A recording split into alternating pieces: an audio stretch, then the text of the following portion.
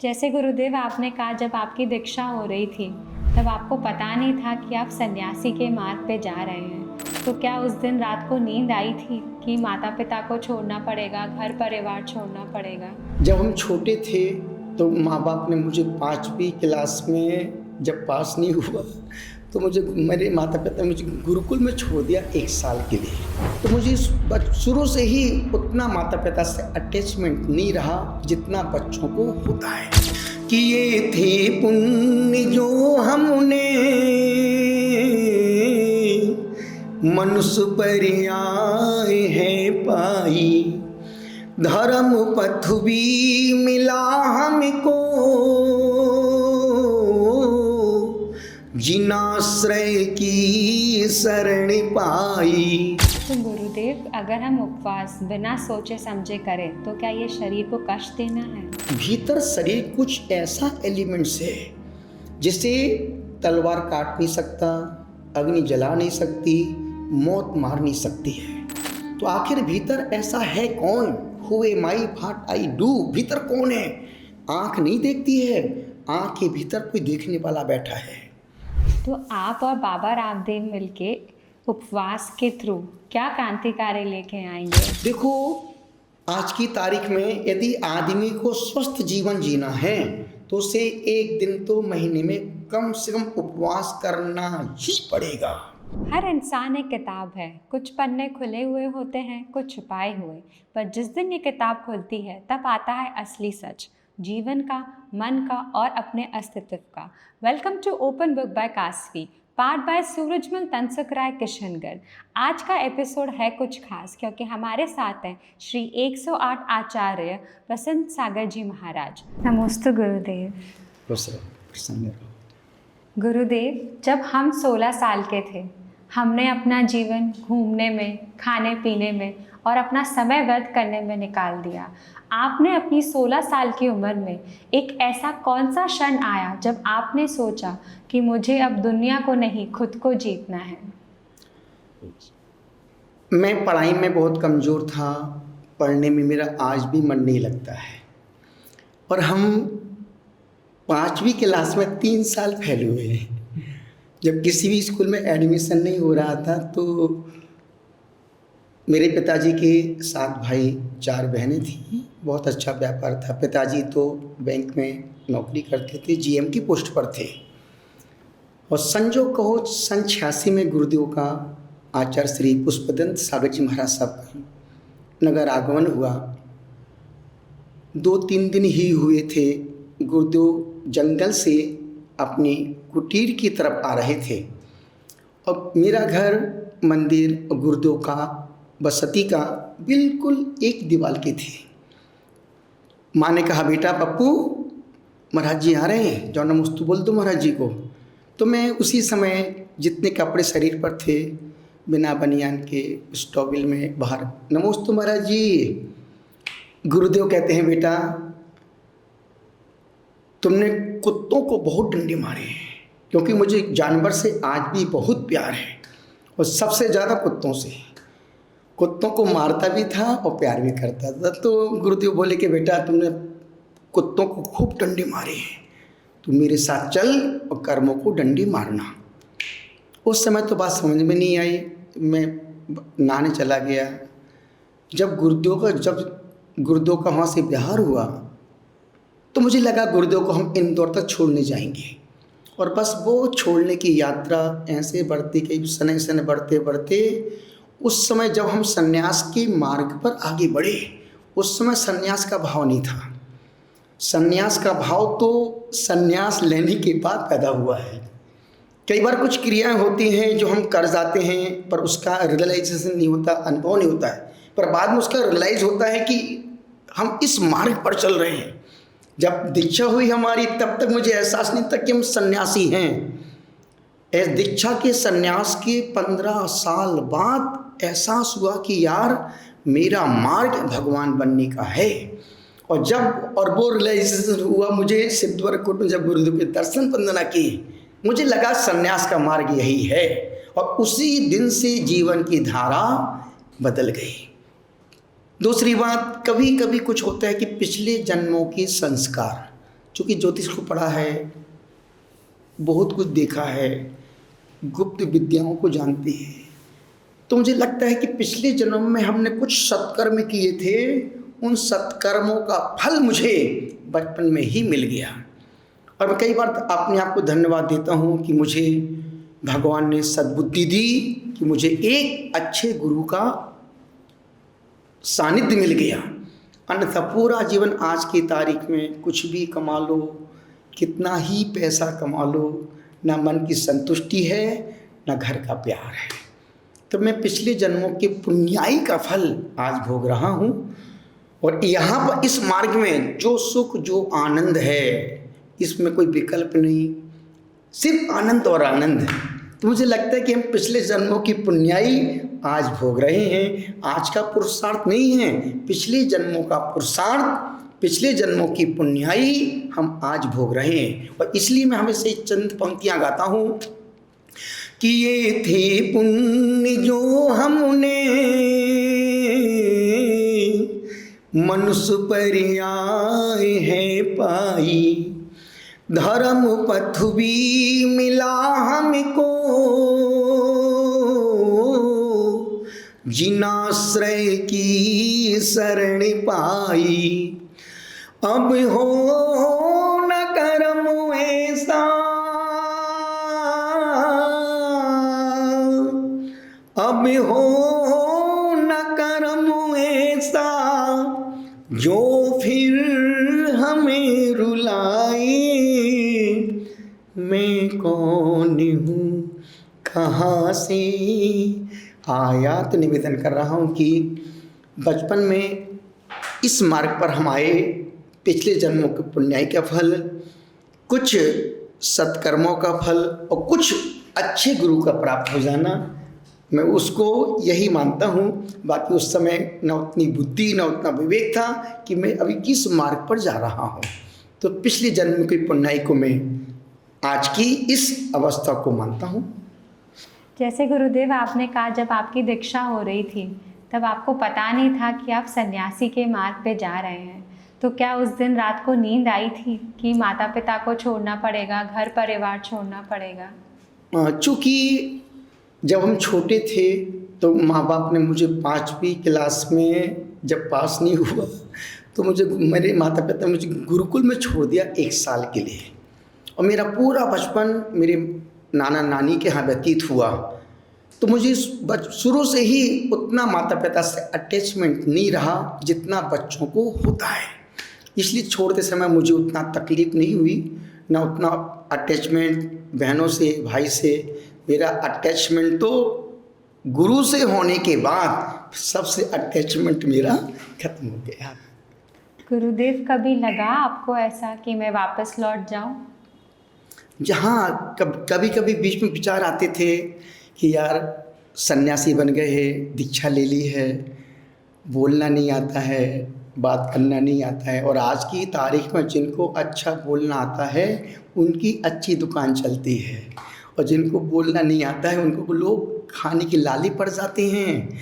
तो मन में आता था, पर एक भरोसा था कि नहीं, करत करत अभ्यास के जड़मति होत सुजान, कोशिश करने वालों की कभी हार नहीं होती, और तूफान से डर के नैया पार नहीं होती। जब गुरुदेव ने हमको संघ से अलग जाने के लिए कहा कि बेटा तुमको बंगाल, आसाम की ओर बिहार करना है, हम क्या गुरुदेव मुझे बोलना नहीं आता है, मुझे बात करना नहीं आता, मैं क्या करूँगा। गुरुदेव ने उस समय 4 बातें कही हमसे। उन्होंने कहा बेटा कि जिस समाज में जाओ, जहाँ जाओ, बोलना आए या नहीं आए, पर ऐसी कोई भी क्रिया मत करना जिससे धर्म की अप्रभावना हो जाए। दूसरी बात गुरुदेव ने कहा कि बेटा जिस समाज में जाओ, कभी मंदिर और समाज की आमनाओं में, संप्रदाय में, पंथ में दिमाग मत लगाना। जिस मंदिर की जो आमना हो, अपने आप को उसमें दूध में पानी की तरह मिला देना, अपना काम करना, आगे निकल जाना। तीसरी बात गुरुदेव ने कहा कि बेटा जिस समाज में जाओ, मीठा ही मीठा परोसना। हमने कहा गुरुदेव कब तक? बोले जब तक सामने वाले को डायबिटीज ना हो जाए। और तीसरा गुरुदेव ने एक बहुत अच्छा वाक्य कहा, बेटा जिसके कंधों पे भार आता है उसमें अक्सर उभार आता है। बस गुरुदेव की एक लाइन अंदर बैठ गई, जिसके कंधों, जब तक जिम्मेदारी नहीं मिलेगी तब तक हम अपने मार्ग में आगे नहीं बढ़ पाएंगे। और तब से हम सने सने सने बढ़ते बढ़ते अब तो बिल्कुल धुरंधर, दबंग 2, बाहुबली 2 हर तरीके का जीवन जी रहे हैं। ना कोई डर है, ना कोई मन में लोभ है। तो इस पूरे सफ़र में आपका साथ किसने दिया? 16 साल की उम्र बहुत छोटी सी होती है। 16 साल से लेके जब तक आप बड़े हुए, तब तक जब आपको लगा कि नहीं अब मुझे आगे बढ़ना है, तब तक उस समय तक आपका साथ किसका था? क्योंकि जिस दिन मैं घर छोड़ा था उस दिन मेरे साथी कहो, सहयोगी कहो, विवेक भैया जो आज प्रज्ञा सागर जी महाराज साहब हैं और तरुण सागर जी महाराज साहब, शुरू से हम 3 की जोड़ी थी। जब तक हमारी दीक्षा नहीं होगी और दीक्षा के बाद भी हम तीनों एक साथ उठना बैठना, कहीं भी जाना, जंगल जाना तो एक साथ जाते थे, चौकी कहीं कम है तो एक साथ तीनों साधु आहार करने जाते थे। तो हमारे मूल इस मार्ग के अच्छे सहयोगी कहो, अच्छे दोस्त कहो, अच्छे हम सफ़र कहो, अच्छे साथी कहो, अच्छे भाई कहो, अच्छे गुरु कहो, तरुण सागर जी महाराज साहब और प्रज्ञा सागर जी महाराज साहब। गुरुदेव, जैसे हमने सुना था विद्यासागर जी महाराज का बहुत ही महत्वपूर्ण योगदान रहा आप में, तो आप हमें उसके बारे में कुछ बताएंगे? चूँकि देखो गुरुदेव ने मुझे दीक्षा दी, संन्यास के मार्ग पर खूब आगे बढ़ाया, खूब लालन पालन किया, संभाला भी और खूब डांटा भी। जब हम पहली बार सिद्धवरकूट गए, जैसा कि अभी का हमने जब उनकी दर्शन वंदना किए, सोचो गुरुदेव मेरा इंतज़ार कर रहे थे प्रसन्न सागर जी का। अब उस समय चूँकि 2019 में गुरुदेव ने मुझे आचार्य पद दिया और चतुर्मास संपन्न करके पहला प्रथम संकल्प तक गुरुदेव यहाँ से मैं जा रहा हूँ आपके गुरुदेव के दर्शन वंदना करने के। और गुरुदेव ने साहस आशीर्वाद दिया कि बेटा जाओ, वो मिलेंगे नहीं। हमने कहा गुरुदेव ये सब मेरे भाग्य पर छोड़ देना, मिलेंगे कि नहीं मिलेंगे, पर मुझे अपनी किस्मत पर, अपने पुण्य पर खूब भरोसा है। और हमको इतना भरोसा है कि आप मुझे रेगिस्तान में छोड़ दो, हम वहाँ पर मीठे पानी के स्रोत निकाल देंगे। एक पुण्याई कहो, पुरुषार्थ कहो, पुण्य कहो। तो जैसे गुरुदेव के दर्शन बंद, पूरे कमरा में 25 साधु बैठे थे। एक मेरा पाटा लगा था, गुरुदेव बड़े भारी पार्टी पर बैठे थे। जैसे गुरुदेव की वंदना की, साधुओं ने कहा हमारा सब आप पर पार्टी पर बैठ जाए। हमने कि भगवान के सामने मुझे ना पाटा चाहिए, ना मुझे कोई आसन चाहिए। जमीन पर बैठ कर साष्टांग नमस्कार किया, आचार भक्ति की। गुरुदेव मुस्कुराने लगे। हम आचार्य श्री आपकी बात पर छलन करना, मेरे को इतनी दूर से मेरे चल के आए। बोले देखो ये अपना काम नहीं, ये तो गृहस्थों के काम। हमने गुरुदेव गृहस्थों का काम होगा, पर मुझे तो आपकी चरण वंदना करना है। उस समय कुछ नहीं बोले, मैं रोने लगा बैठे बैठे। गुरुदेव पिघले, पीछे कोने में थे, आगे आ गए। बोले एक काम करो, लो वैयावृत्ति कर लो। बोले आगम में वैयावृत्ति तो लिखा है, पर बात पर छलन करना। हम गुरुदेव आप कुछ भी करवाओ, हमें तो आपका स्पर्श करना है। और उस समय से जो परिवर्तन आया, चूँकि पहले विकृतियाँ, तिलक करना, मौली बांधना, कूलर एसी सब यूज करना, उनको देखने के बाद लगा कि वाकई में मार्ग तो संन्यास का यही है। वहाँ से मेरी जीवन की दिशा बदल गई। जो विकृतियाँ थी वो साइड हो गई और वो हमारे आज आदर्श बन गए। दूसरा, पहले हमसे एक उपवास नहीं होता था। जब हम इचलकरंजी गए, तपस्वी सम्राट गुरुदेव श्री सन्मति सागर जी महाराज साहब की चरण वंदना की और वहाँ से 30 दिन उनके पास रहे। हमने कहा गुरुदेव अभी हम पुष्पगिरी जा रहे हैं, वहाँ प्रतिष्ठा महोत्सव में, और मुझे आपके पास फिर से वापस आना है। और जब तक मैं आपके पास नहीं आऊँगा, मैं चतुर्दशी का गुरुदेव उपवास करना चाहता हूँ। बोले कर लोगे? हम गुरुदेव आप अपना सिर पे हाथ रख दो, मैं सब कुछ कर लूँगा। उन्होंने सिर पे हाथ रखा, 2 बाल मेरे केस प्लंज किया, सिर पे हाथ रखा। वो दिन है कि आज का दिन हमने व्रत उपवास के मामले में कभी पीछे मुड़ के नहीं देखा।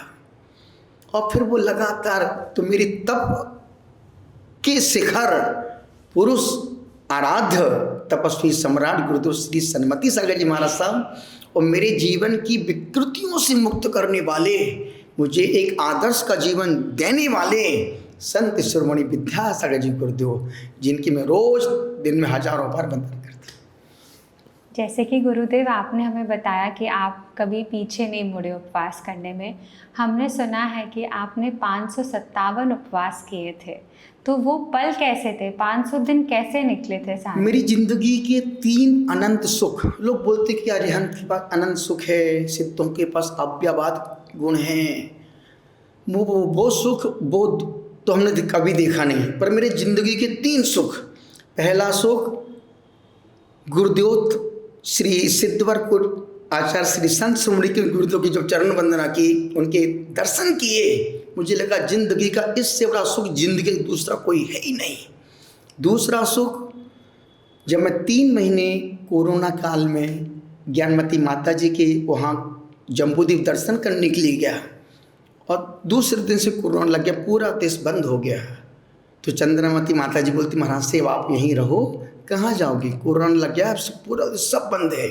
तो 3 महीने में माँ ज्ञानमती के पास रहा। अटूट प्रेम, अटूट स्नेह, एक माँ का प्यार क्या होता है, एक बहन का दुलार क्या होता है। तो जम्बूद्वीप हस्तिनापुर में 3 महीने रहने के बावजूद भी कभी कोई तकरार न था। माता जी अलग हैं, हम अलग हैं, पर जब एक साथ रहते थे, 3 महीने उनके पास रहे, कभी कोई तकरार नहीं। आनंद की जिंदगी, प्रेम, सद्भाव, मैत्री और धर्म की प्रभावना के लिए। तो वो दूसरा पल वो थे। और तीसरा, मेरी जिंदगी का सबसे महानतम क्षण सम्मेशकर की टॉप पर जाके बैठना और वहाँ का जीवन जीना ऐसा ही है जैसे रेत से तेल निकालना। वहाँ की जिंदगी, वहाँ का वातावरण अद्वितीय, अकल्पनीय, ना हमने कभी सोचा था, ना जिंदगी में फिर से कभी सोच सकते हैं। और इसमें श्वेतंबर समाज के हमारे रामपुरी जी जो उस समय के वहाँ अध्यक्ष थे, और उन्होंने जो साथ दिया मेरी साधना में, अद्भुत, उनके साथ और समर्पण को मैं यही से साधुवाद खूब खूब आशीर्वाद देता हूँ। तो वहाँ के पल, वहाँ की जिंदगी बहुत अलग थी। 557 दिनों में अखंड मौन रहे हम, किसी के देखना नहीं, किसी से बात नहीं करना, इशारा भी नहीं करना, पैर नहीं दबाना। जिस उपवास के समय में खूब हाथ पैर दुखते हैं, टूटते हैं, लेकिन नहीं, मुझे पता है एक लाइन मुझे आचार्य पद्मनंदी जी महाराज साहब की हमेशा याद आती थी, नमे मृत्यु कुटुर वितिर। जब आत्मा मरता ही नहीं है तो डर किस बात का। जब आत्मा मरता ही नहीं तो डर किस बात का। और मेरे मन में आज तक ना एक इतना भी किसी सिद्धि को करने का लोभ है, ना मुझे नाम की चाह है। और इसलिए हम बिल्कुल मस्त मौला फक्कड़ स्वभाव के हैं। मन करता है तो किसी से मिलते हैं, नहीं करता तो अपने कमरे में रहते हैं, मौजी हैं। आज तक किसी धनपति के न दबाव में हैं हम, न प्रभाव में हैं। हम अपने स्वभाव में जीवन जीते हैं, आनंद की ज़िंदगी जीते हैं, मस्ती में रहते हैं और आनंद से आनंद बांटते हैं और आनंद को पीते हैं। तो वहाँ की साधना, वहाँ की आराधना मेरी जिंदगी का सबसे बड़ा सुख, या मैं तो कहूँ अनंत सुख। 557 दिन मौन रहना, आज का आदमी आधे घंटे मौन नहीं रह पाता है, जिसमें हमने कोई लिख के बात नहीं करना, इशारे नहीं करना, देखना नहीं, पागलपन की जिंदगी जिए है। पर उस पागलपन की जिंदगी में हम परमहंस बन के निकले वहाँ से। वहाँ की शक्तियाँ, वहाँ की हवा, यदि वही साधना तपस्या हम नीचे कोठी में बैठ के करते, निपट गए होते। पर पहाड़ पर बैठने से, पहाड़ पे जाने से जो आनंद मिला, जो पर्वत ने साथ दिया, जो पारसनाथ टॉप की गुफा से जो ऊर्जा मिली, जो शक्तियों ने सपोर्ट किया, अद्वितीय, अकल्पनीय, ना हम बोल सकते हैं, ना सोच सकते हैं। तो हमारी इस तपस्या में उस पर्वत का बहुत बड़ा साथ है। अन्यथा एक उपवास में गला सूख जाता है, होंठ काले पड़ जाते हैं, फटने लगते हैं, कमजोरी आती, ना कभी चक्कर आए, ना कभी होंठ फटे, ना कभी मुख से दुर्गंध आई। सोचो 3-3 महीने तक हम सोच नहीं गए, 20-20 दिन तक बाथरूम नहीं आता था मेरे को। हमने 557 दिनों में सिर्फ 20 बार सोच गए हैं और 42 बार लघु संकाय है, नहीं गए। 2-3 मई को हम शौच क्रिया गए थे और उस 16 उपवास के बाद फिर पार न हुई। महीने में 30 दिन में एक दिन आ लिया और उसके बाद फिर हम सोच गए थे 2 अक्टूबर को। 3 मई को लास्ट सोच गए थे और 2 अक्टूबर को नवरात्रि का समय था, आहार हुआ और कॉल आई, रिसीव करके आ गए। तो कहने का मतलब है धर्म में विज्ञान का कोई रोल नहीं है। विज्ञान अच्छे विज्ञान धर्म के चरणों में नतमस्तक हो जाते हैं। तपस्या कर रहा था, मई जून का महीना था, धूप में खुली छत पर बैठा था और वहाँ की धूप, तीखी धूप, पीठ जल गई, पपड़ी निकल रही है, बैठे थे धूप में। और आज भी होली से लेकर जुलाई तक धूप में ही 1.5 घंटे साथ तपस्या करते हैं। तो वहाँ बैठा था, पहाड़ के छत पर बैठा था, कुछ हवाई, फिर पानी बरसा, फिर नींबू के आकार के ओले गिरे। और जब ओले दो चार गिरे तो मैं सहन कर, जब इकट्ठी एकदम से बरसना शुरू कर दिया, मैं बेहोश हो गया। तो वहाँ के जो गार्ड उठा के 2 लोग उठा के रखे, मुझे नीचे गुफा में लेटा दिया। नीचे से कंपाउंडर आया, उसने देखा हमारी बीपी 60-40, ऑक्सीजन 50, पल्स 50। उसने बड़े डॉक्टर को फ़ोन किया, सर ऐसा हो गया है। बोले उनको इंजेक्शन लगाओ, आईसीयू में डाल दो। वो तो है ही नहीं। पूरे मधुबन में हल्ला हो गया। उन्होंने आग चढ़ा दी, जीप निकाल दी, लोग मुझे नीचे से ले जाने के लिए आ गए कि नीचे ले जाएंगे महाराज साहब को, फिर ट्रीटमेंट कराएंगे। 2 घंटे तक हम अनकॉन्शियस रहे, कोई होश नहीं। जैसे उस कंपाउंड ने कहा इंजेक्शन लगाओ, हमने कहा मुझे टच भी मत करना, मुझे आज भी सुई से बहुत डर लगता है। उसके बाद से फिर जो होश आया, और सोचो सबने कहा कि महाराज साहब दूसरे दिन, उस दिन मेरी तपस्या का 7वां दिन था और मुझे 6 उपवास और करना थे। हमने कहा नहीं, कभी भी साधना से समझौता नहीं करेंगे, हम ऊपर जाना पसंद करेंगे पर साधना को खंडित नहीं होने देंगे। तो वहाँ का मौसम, वहाँ की घटनाएं, वहाँ की शक्तियाँ, वहाँ की ऊर्जा अद्भुत, अकल्पनीय है। जब याद करते तो आँख भर आती है, लगता कि यार क्या जिंदगी जी के हम आए। वो शक्ति कहाँ से मिली गुरुदेव आपको? पर्वत की शक्ति भाई, जहाँ उसी पर्वत हवा से पानी मिला, पर्वत से ऊर्जा मिली, और सबसे बड़ा मनोबल, आत्मबल। मैं भगवान के चरणों में भी मुझे कुछ भी, अब सोचो छोटी सी इतनी सी गुफा जहाँ पर खड़े हो जाए तो माथा फूट जाए, व्यक्ति सीधा खड़ा नहीं हो सकता, लेटने के लिए मुझे पत्थर पर यूं पैर करके लेटना पड़ता था। इतनी छोटी सी गुफा, सिर्फ 9-10 फीट की गुफा। उस गुफा में 7 बार बिजली गिरी। मैं यहाँ बैठा हूँ, बिजली फड़ा, कम से कम 50 सेकंड तक वो आवाज कान में गूंजती रही। और सबसे ज़्यादा बिजली गिरती है पारसनाथ टॉप पर, और हम उसी टॉप पर कभी रात में 12 बजे गिर रही है, भड़ा। और हम एक भी दिन पारसनाथ पर्वत पर रात में सोए नहीं, पूरी रात गुफा में बैठे रहते, ध्यान बैठे रहते। कभी बाहर बैठे, कभी अंदर बैठे, कभी ऊपर घूम रहे, कभी वहाँ खड़े, कभी यहाँ खड़े। जहाँ के गार्ड भी शाम 6 बजे आरती होने के बाद, वहाँ के गार्ड बोलते गुरुदेव हम आज तक आरती होने के बाद ऊपर गेट तक नहीं गए। बोले आप तो वहीं रह रहे हैं। तो वहाँ जो शक्ति मिली मुझे नहीं पता, और मुझे तो लगता है गुरुदेव ने ही ये तपस्या करवाई है, अन्यथा मेरी औकात तो आज भी एक उपवास करने की नहीं है। पर शरीर तो भूख की चाह करता ही है। आज अगर आप विज्ञान की बात कर रहे थे, तो विज्ञान के हिसाब से तो बॉडी में, शरीर के अंदर कुछ ऐसे हार्मोन्स रिलीज होते हैं जो आपको कहते हैं कि खाना खा। तब आपने उस चीज़ को कैसे कंट्रोल किया? तो विज्ञान की बहुत सी बातें धर्म पर घटित नहीं होती हैं, पर धर्म की हर बात विज्ञान पर घट रही है। पहले विज्ञान बोलता था कि पानी में जीव नहीं होते हैं, और फिर विज्ञान उसी बात को बोलता है अब पानी की एक बूंद में 36,450 जीव होते हैं। धर्म बोलता है कि एक बूंद अनछनी पानी में असंख्यात जीव होते हैं। धर्म विज्ञान जिस बात को आज सपोर्ट करता है, कल उसी बात को दूसरा वैज्ञानिक नकार देता है। पर धर्म जो 1 करोड़ साल पहले बोलता था वही आज भी बोल रहा है, और जो आज धर्म कह रहा है वह करोड़ वर्षों बाद भी वही कहेगा।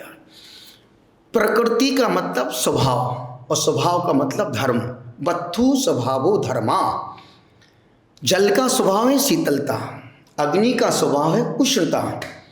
कितना ही पानी उबल रहा हो, कितना ही कहीं भी अग्नि लगी हो, कितना ही गर्म पानी हो, जब भी पानी अग्नि पर पड़ेगा अग्नि बुझ जाएगी।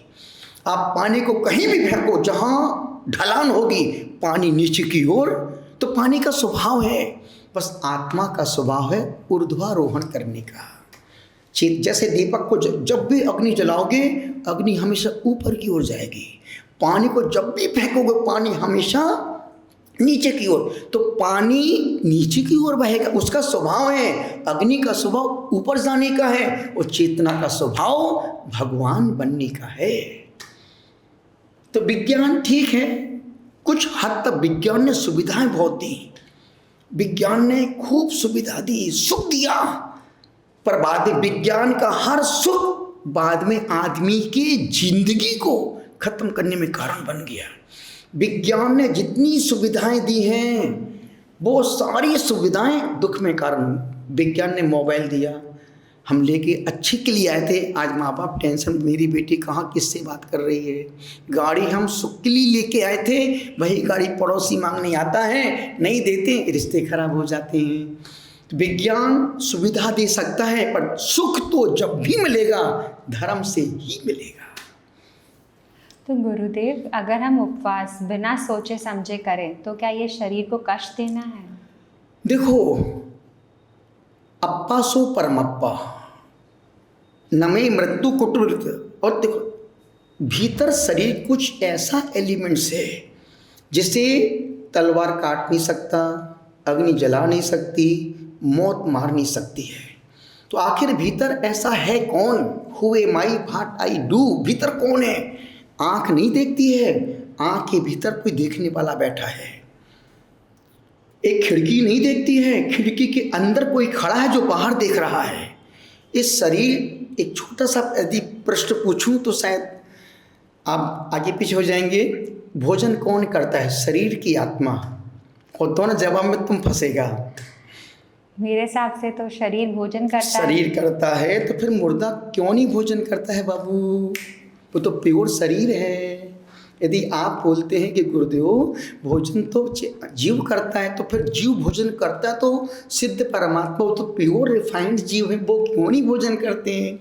इसका मतलब हुआ कि भोजन न शरीर करता है न आत्मा करता है। जो राग द्वेष मोह से युक्त जीव है वो भोजन करता है। इसलिए हर 3 दिन में ये रसना इंद्रिय नया भोजन मांगती है।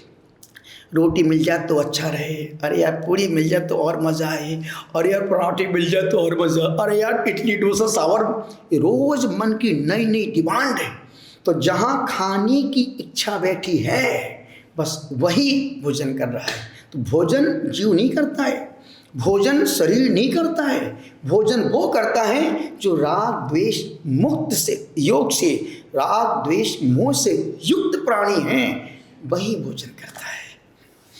तो गुरुदेव, अगर आप जैसे एक माह एक उपवास के हर मास एक उपवास, हर मास एक उपवास के संघात स्टार्ट कर रहे हैं, तो क्या ये लोगों को इस चीज़ से दूर रखेगा कि अगर आज इंसान अगर एक दिन ना खाए तो क्या उसका क्रोध, ईर्ष्या, मान, माया, लोभ कम होगी?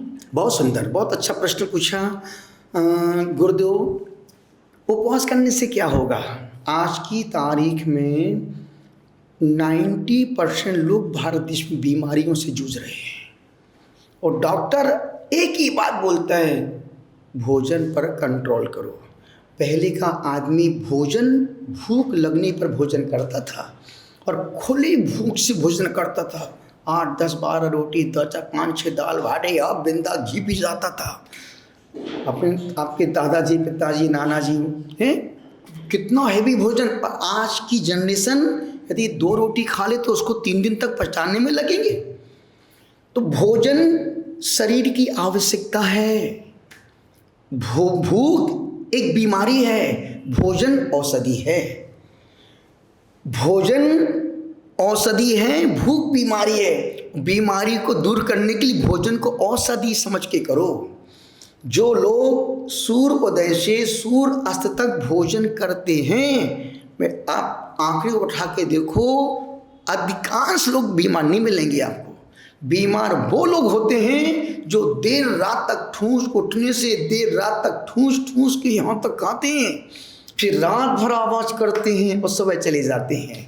और हमेशा बोलता हूँ, दुनिया में खा के मरने वालों की संख्या ज़्यादा है, नहीं खा के मरने वालों की संख्या बहुत कम है। आज मेरे संग में 15 साधु हैं। कोई 75 साल की उम्र का है, कोई 72 साल की उम्र का है। उपवास में 30 किलोमीटर बिहार कर रहे हैं। हम तो दिन भर खाने के बाद घर से मंदिर तक चल के नहीं जा पाते, और वो साधु, बुजुर्ग साधु 30 किलोमीटर, 40 किलोमीटर। हमको अच्छी सी याद है, हम लोग नागपुर पहुंचने वाले थे, चतुर्दशी का दिन था, पूरे संघ के उपवास थे। पूरा संघ उस दिन 45 किलोमीटर चल के उपवास में चल के आया। तो एक बार संघ में रह के देखो, उपवास से साधु सन्यासी साध्वियाँ कैसे करते हैं। और आप हमारा भोजन देखो तो आपको लगे कि गुरुदेव इस भोजन से आप इतनी मेहनत कैसे करते हैं। भोजन में गेहूँ खाते नहीं, दूध पीते नहीं, ड्राई फ्रूट्स लेते नहीं, फल खाना नहीं, जूस का आजीवन त्याग है, सिर्फ रागी की रोटी, गुड़, 2 सब्जी, मूंग की दाल, चावल, ये हमारा आहार है। उसके बावजूद भी एनर्जी 30-50, जैसे कल हमने आहार किया था, आज उपवास है, कल भी उपवास रहेगा। 2 उपवास एक साथ। तो कहने का उपवास शरीर से नहीं होते, उपवास होते हैं भीतर की हिम्मत से। और जब जिससे अटैचमेंट होता है ना, फिर आदमी पत्थर में छेद करके पानी में आग लगा सकता है। पर उससे चूँकि अभी आज की तारीख में आज के आदमी का धर्म से अटैचमेंट हो ही नहीं पाया। उसका अटैचमेंट है पैसे से, उसका अटैचमेंट है स्त्री से, धर्म से अटैचमेंट नहीं है, परिवार से अटैचमेंट नहीं है, उसका अटैचमेंट है बाहर के आकर्षण। यही कारण कि आज अच्छे युवा भटक रहे हैं। खूब पढ़ने के बावजूद भी अच्छी डिग्रियां लेके भटक रहे हैं। अब देखो, हम 5वीं क्लास 3 साल फेल हो गए, और मैं इस बात को बड़े दम से बोलता हूँ। व्यक्ति बुद्धि से डिग्रियां ले सकता है, पर नौकरी तो भाग और नसीब से मिलती है।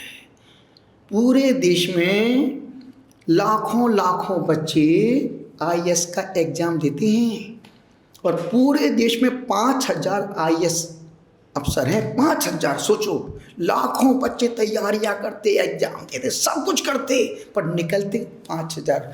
6000 से ज़्यादा देश में IAS कभी बन ही नहीं सकते। उतनी ही सीट है, उतना ही कोटा है।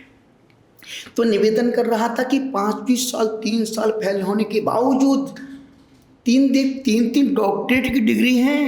वियतनाम से डॉक्टरेट, लंदन से डॉक्टरेट, गुजरात यूनिवर्सिटी से डॉक्टरेट, 5वीं क्लास। इसका मतलब है बुद्धि से डिग्रियां बुद्धि से मिलती हैं, डिग्रियां बुद्धि से मिलती हैं, पर उपलब्धियां तो भाग्य से, नसीब से मिलती हैं।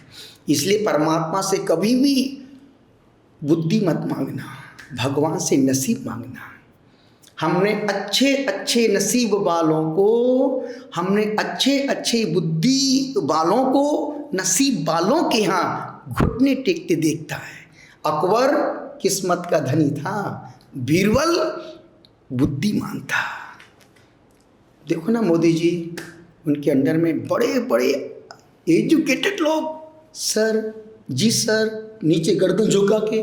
मोदी जी की एजुकेशन किस्मत के धनी है, भाग उनका आगे आ गया। और वैसा वो जीवन जी भी रहे हैं, उतना पुण्य, उतना सत्कर्म, उतना सेवा, उतना महापुरुषों की अनुमोदना और उतना त्याग। एक ही नेता ऐसा हुआ जो चतुर्मास में एक टाइम भोजन करता है। तीनों नवरात्रि में मोदी जी उपवास करते हैं, नवरात्रि की 9 दिन, रोज 2-2 घंटे ध्यान बैठ के जाप। इतना कौन कर रहा है? जिनके पास कोई काम नहीं, उनके पास मंदिर आने का समय नहीं, और जिनके पास बाथरूम करने का समय नहीं, वो 2-2 घंटे ध्यान पूजा पाठ कर रहे हैं। इसका मतलब उनका अटैचमेंट है परमात्मा से, गुरुओं से, संतों से, महापुरुषों के त्याग और आचरण से। जैसे गुरुदेव, अभी हम धर्म की बात कर रहे थे, आपने बताया कि लोग धर्म को समझ नहीं पा रहे हैं, पर हमें ये लगता है कि आजकल लोग धर्म का नाम सिर्फ एक अपना नाम करने के लिए कर रहे हैं। धर्म कर इसीलिए रहे हैं क्योंकि हमारा नाम हो जाए। आप क्या कहना चाहेंगे इसके बारे में? बहुत अच्छा प्रश्न है, एकदम सामायिक प्रश्न है। क्योंकि आजकल लोगों ने, साधु संन्यासियों ने धर्म को अच्छा खासा व्यापार बना लिया है।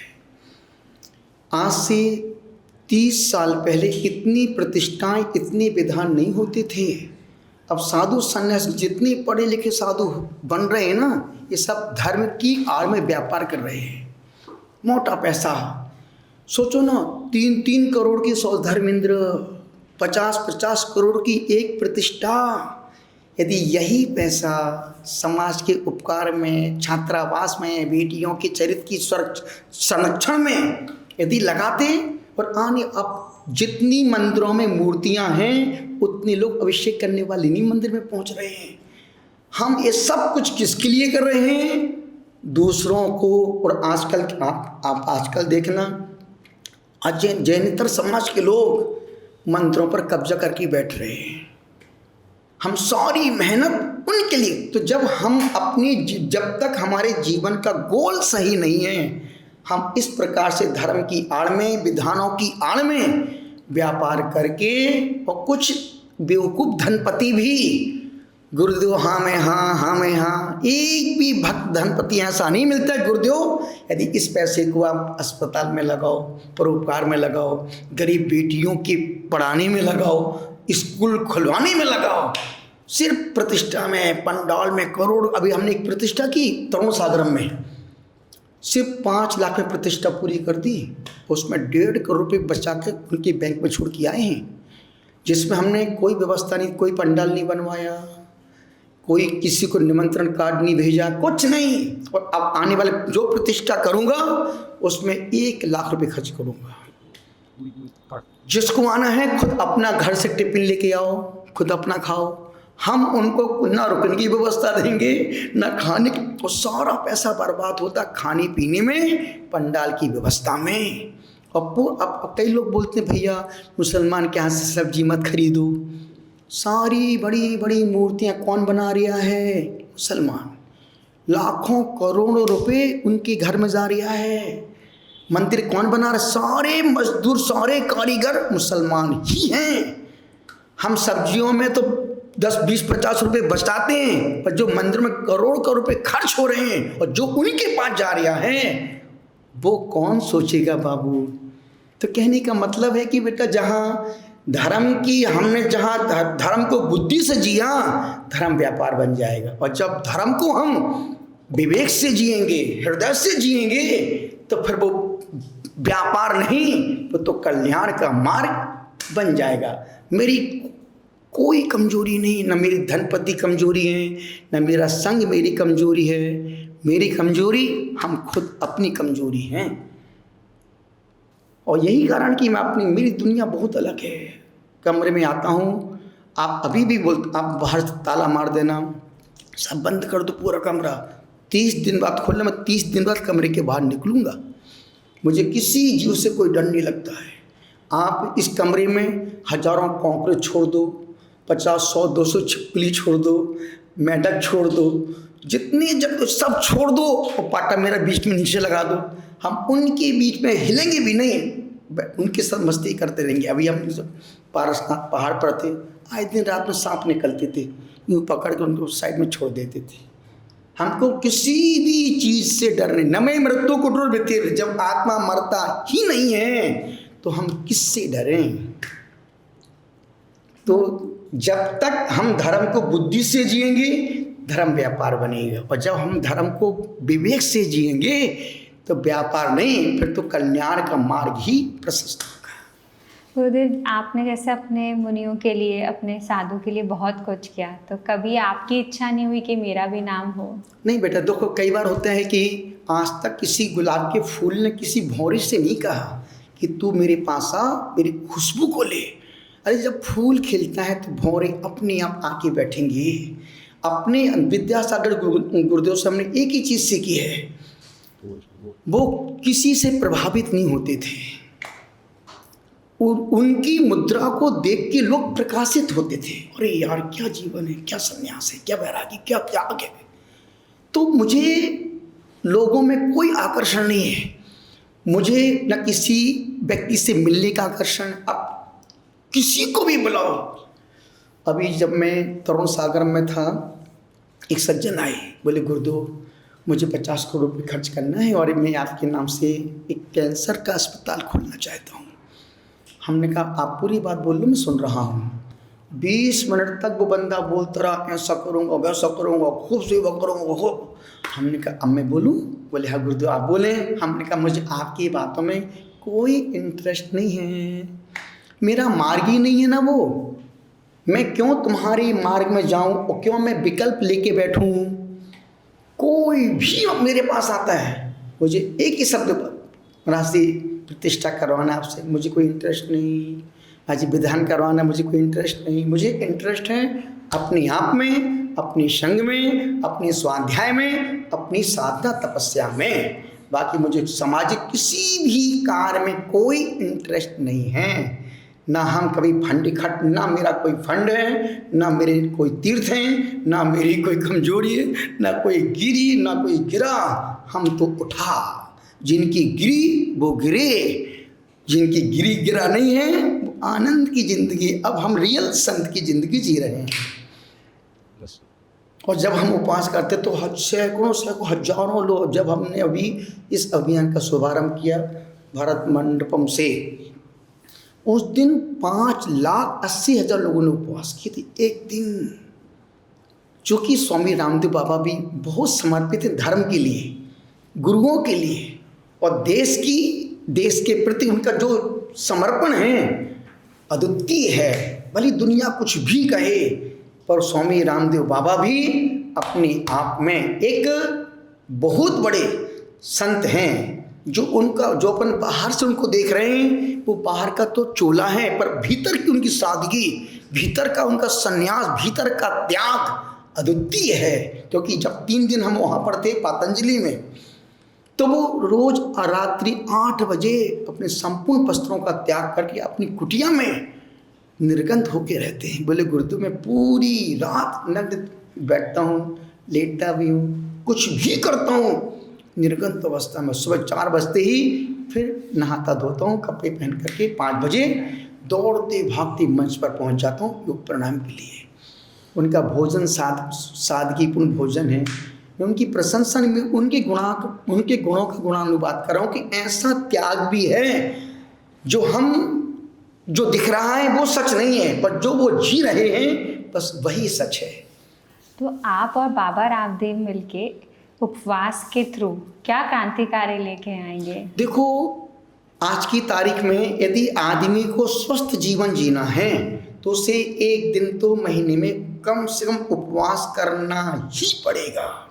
अब कोई भी व्यक्ति डॉक्टर के पास जाता है, डॉक्टर पहले बोलता है भैया उबली लौकी खाओ, रोटी खाओ बिना घी की। जब डॉक्टर भोजन छुड़वा रहा है, चूँकि आज की तारीख में अब 3 लोग ईमानदार नहीं बचे, डॉक्टर, वकील, एक वास्तुशास्त्री।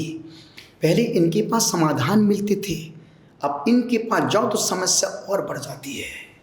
कोई वकील नहीं चाहता कि एक केस जल्दी समाप्त हो जाए, कोई डॉक्टर नहीं चाहता कि जल्दी ठीक हो जाए, कोई वास्तु ज्योतिषी नहीं चाहता कि जल्दी से निकल जाए। क्यों? मोटा व्यापारी मोटी मछली है, जितनी देर तक रखूंगा उतनी एक अंडे देगी, उतनी ज़्यादा। तो मुझे लगता है कि आज की तारीख इन तीनों से जितनी दूरियां बना के रखोगे, हम उतने फिट और हिट रहेंगे। और सबसे बड़ी बीमारी है हमारे चटर पटर खाने की। अब वो नेचुरल तो भूख है नहीं, चटर पटर कुछ खा लिया फिर कुछ खा लिया। पहले का आदमी 2 बार खाता था, 1 बार नाश्ता करता था, और आज का आदमी 3 बार खाना खा रहा, तब भी उसका पेट नहीं भर पा रहा है। कई लोग बोलते हैं कि यार महाराज जी सलाद और सब्जी खाने से पतला होता है आदमी। यदि सलाद सब्जी खाने से पतला होता है तो भैंस क्यों नहीं पतली हो जाती? क्यों नहीं भैंस हिरण जैसी उछल कूद करती है? तो संपूर्ण पूरा खेल है मध्य प्रदेश का। मध्य प्रदेश मतलब पेट। यदि पेट आपका ठीक रहेगा, आप कभी डॉक्टर के, आप सोचो 5 साल हो गए डॉक्टर को कभी हमने हाथ नहीं लगाने दिया, कभी बीपी टेस्ट नहीं कराते, कभी शुगर, कुछ नहीं। और सबसे बड़ी बीमारी, जितना तुम दिखाओगे उतना ज़्यादा तुम मेंटली बीमार होते चले जाओगे। इसलिए डॉक्टर से दूरी बनाना है तो लीलाबाई को बस में रखो। एक लीलाबाई को बस में रखने से आप 2 के पास जाने से बच जाओगे। ज़्यादा खाओगे डॉक्टर के पास जाओगे, ज़्यादा बोलोगे कोर्ट कचहरी होगी। तो एक को संभालो, 2 के पास जाने से बच जाओ, क्योंकि इसका काम है चखना और बकना। गुरुदेव, जैसे हम अभी धर्म की बात कर रहे थे, तो धर्म हम ऐसा क्या करें अपनी डे टू डे लाइफ में जैसे हम थोड़ा बहुत चेंजेस ला पाएँ, कुछ छोटी छोटी चीज़ें। क्योंकि अगर आज हम देखें, हम किसी को बोलें कि तुम्हें यही करना है, ये करना है, तो उससे नहीं हो पाता। बहुत बढ़िया। तो कुछ छोटी छोटी चीज़ें बहुत क्या चेंज इतना ला प्यारा पाए प्रश्न इसके? पूछा, संपूर्ण बच्चों के लिए, युवाओं के लिए।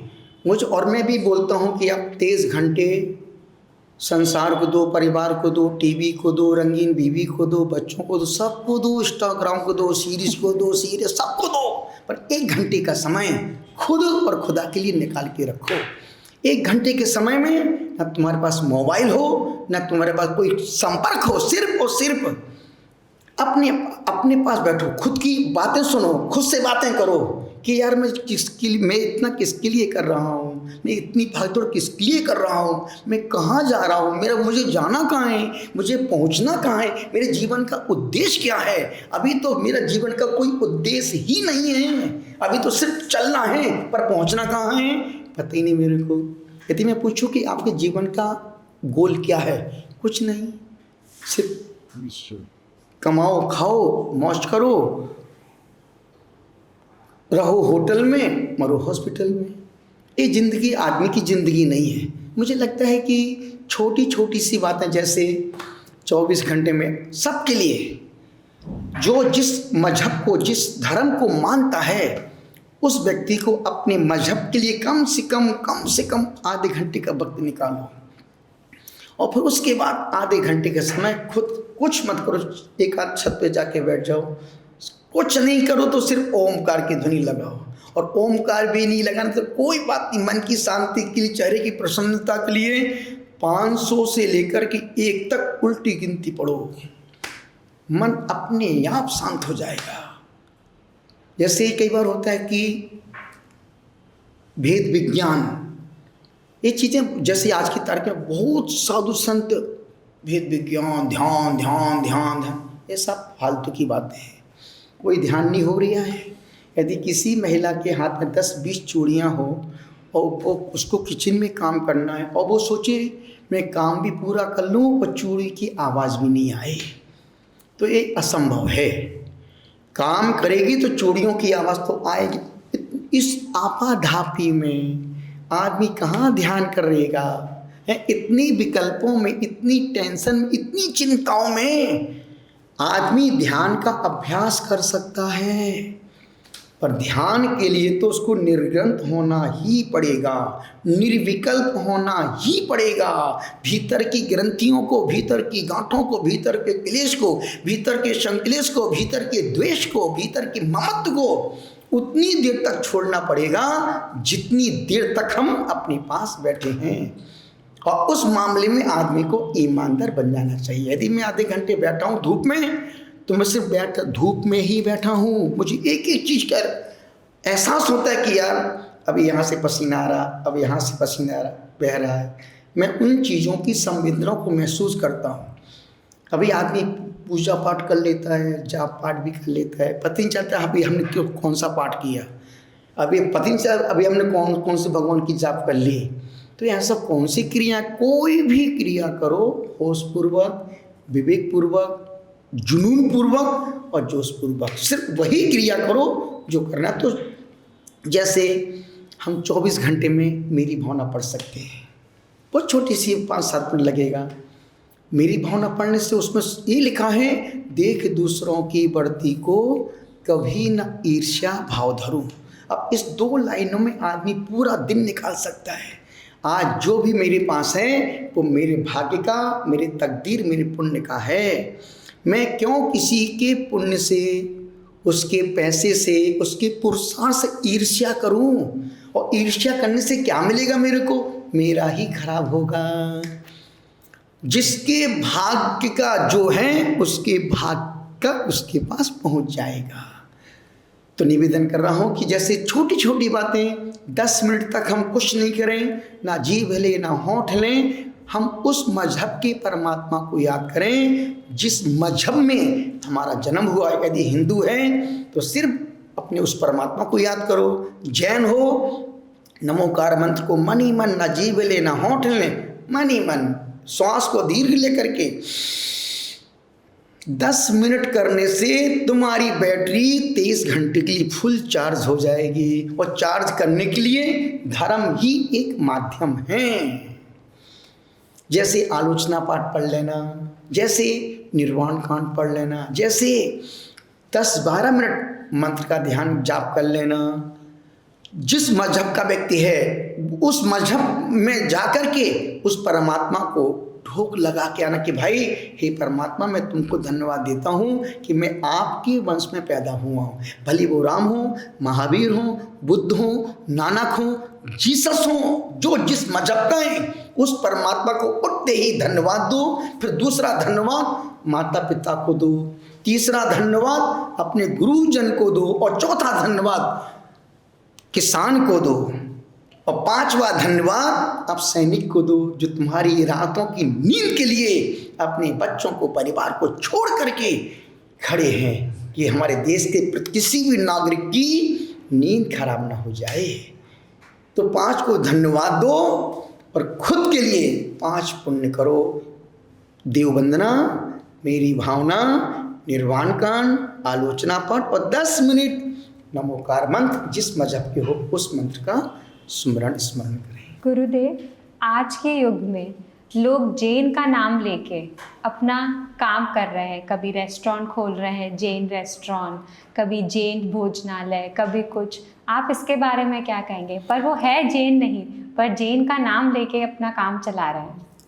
बहुत अच्छा प्रश्न पूछा आपने कि भगवान के नाम से लोग अपने अपने होटल, जैसे महावीर वस्त्र भंडार, जिस महावीर ने अपने तन पर एक धागा भी नहीं लगाया और लोग उनके नाम पर महावीर वस्त्र भंडार खोल रहे हैं। जिस महावीर ने कभी होटल में नहीं खाया, महावीर रेस्टोरेंट, महावीर भोजनालय, तो निश्चित मुझे बड़ा आश्चर्य होता, मुसलमान ने आज तक कभी अपने व्यापार में कभी खुदा के नाम से व्यापार नहीं किया। उनके नाम जो भी होंगे, बच्चे का नाम होगा, बीवी का नाम होगा, एक दूसरे का नाम, कल पर मुसलमानों ने कभी भी अपने व्यापार में कभी अपने खुदा का नाम यूज नहीं किया। तो मुझे लगता है कि जिस महावीर की अहिंसा इतनी पवित्र हो, जहाँ पर भगवान के नाम से बच्चों के नाम रखना चाहिए, वहाँ तो तुम उल्टे पुल्टे नाम रख रहे हो, और जहाँ नाम तुमको अच्छे रखना चाहिए वहाँ तुम उल्टे पुल्टे काम कर। तो कहने का मतलब है कि इस प्रकार से जो भगवान के नाम से दुकान चला रहे हैं, वस्त्र भंडार खोल रहे हैं, ये ठीक नहीं है। आप उनके नाम, वो नाम रखो जो एक आदर्श हो, अच्छे हों, जो उस बुराइयों से मुक्त हो गए हों। अन्यथा ठीक है, अपना काम बनता, मंदिर में जाए जनता, लेकिन ठीक है जो चल रहा है, हमारे बोलने से कोई मानने वाला तो है नहीं। फिर भी नाम वो रखें जिसमें परमात्मा का उपहास ना हो। आखिरी में गुरुदेव एक शब्द में हम आपसे कुछ प्रश्न पूछना चाहते बिल्कुल। हैं। शांति या सफलता? शांति होगी तो तपस्या अपने आप बढ़ेगी। त्याग या भोग? त्याग। मन या आत्मा? आत्मा। पैसा या संतोष? संतोष। इसके बारे में आप क्या कहेंगे? देखो, पैसा कम हो दुख नहीं है, पर संतोष नहीं है तो बहुत बड़ा दुख है। और हमारे पास सब कुछ है पर संतोष नहीं है, सबसे बड़ी अशांति। और मैं आज के बच्चों को, युवाओं को बोलना चाहूँगा कि ज़िंदगी में कितना ही आप किसी भी व्यक्ति बच्चे जॉब करते हैं उनसे पूछो क्या तुम अपने जॉब से खुश हो, बोलेगा भाई मैं अपने जॉब से बहुत परेशान हूँ। आप किसी व्यापारी से पूछो आप अपने व्यापार से खुश हो, पूछो मैं कर्ज में मारा जा रहा हूँ। बच्चे से पूछो बेटा तुम अपनी पढ़ाई से खुश हो, नहीं माँ जितनी मेहनत करता हूँ उतना मुझे कुछ मिल ही नहीं रहा है। आप जिससे पूछोगे वो व्यक्ति अपने कार्य से संतुष्ट नहीं मिलेगा। आप हमसे पूछो, मैं अपनी हर क्रिया से खुश हूँ। आप हमारे 16 साधु, किसी साधु से पूछो आप इस मार्ग में आके खुश सुखी हैं कि दुखी हैं, और ये साफ पूछो मत। इससे अच्छा मार्ग दूसरा कोई है ही नहीं। तो कहने का मतलब है आज की तारीख में 3 बातें हमारे पास नहीं हैं, ना हम सुन पा रहे हैं, ना सहन कर पा रहे हैं, और ना झुक पा रहे हैं। यदि थोड़ा सुनना आ जाए तो घर स्वर्ग बन जाए, थोड़ा सहन करना सीख लें तो हम कंकर से शंकर बन जाएं, और थोड़ा हम झुकना सीख लें तो दुश्मन भी हमारी गले मिल सकता है। तो निश्चित सबसे आचार्य महाराज संत शिरोमणि गुरुदेव विद्यासागर जी कहते हैं संत बनो या ना बनो, पर मरने से पहले संतोषी बन जाना। और संतोष जैसा धन दूसरा कोई है ही नहीं। और ये इस धन से हम अरबपति खरबपति हैं। अब मुझे ना भीड़ की चाह है, ना समाज की चाह है, ना धनपतियों की चाह है। अब तो बस अपने आनंद की चाह है, और जो मैं रोज़ महसूस करता हूँ, और रोज़ मेरा आनंद प्रेम रोज़ रोज़ बढ़ रहा है। अकेलापन या संबंध? संबंध। देखो, जीवन की यदि आनंद की यात्रा में जाना तो एकाकीपन, और जहाँ रिश्तों को निभाना है तो संबंध बहुत अच्छे हैं। क्रोध या क्षमा? क्षमा। डर या विश्वास? विश्वास। मौन या शब्द? मौन। सरलता या दिखावा? सरलता। देखने के लिए साधु है पर सरल होना, सरल हमारा स्वभाव है, प्रकृति है। अंतिम आपकी तरफ से मैं प्रश्न पूछ लूं गुरुदेव, धर्म क्या है? अंतिम शब्दों के साथ मन की सरलता, चित्त की निर्मलता, हृदय की पवित्रता का नाम है धर्म। अब वो धर्म हिंदू का हो, मुसलमान का हो, क्रिश्चियन का हो या फिर जैन का हो, जिस धर्म में 3 बातें दिख जाएं, मन की सरलता, चित्त की निर्मलता, हृदय की पवित्रता, उस धर्म को मैं प्रणाम करता हूँ। सबका मंगल हो, सबका कल्याण हो। हर किताब का एक अंतिम पन्ना होता है जिसमें लिखी हुई बातें हमेशा साथ रह जाती है, पर आज की बातचीत कुछ ऐसी थी जो दिल को छू जाने वाली थी। एक दर्पण था, एक एहसास था। धन्यवाद गुरुजी, आपने हमें कुछ ऐसी बातें बताई जो दिल तक छू गई। और धन्यवाद आप सबका ओपन बुक बाय कास्की का हमेशा हिस्सा बना रहने के लिए। अगर आपको हमारा ये एपिसोड अच्छा लगा है तो प्लीज़ इसको शेयर करिए, लाइक करिए और सब्सक्राइब करिए। मिलते हैं दूसरे एपिसोड में।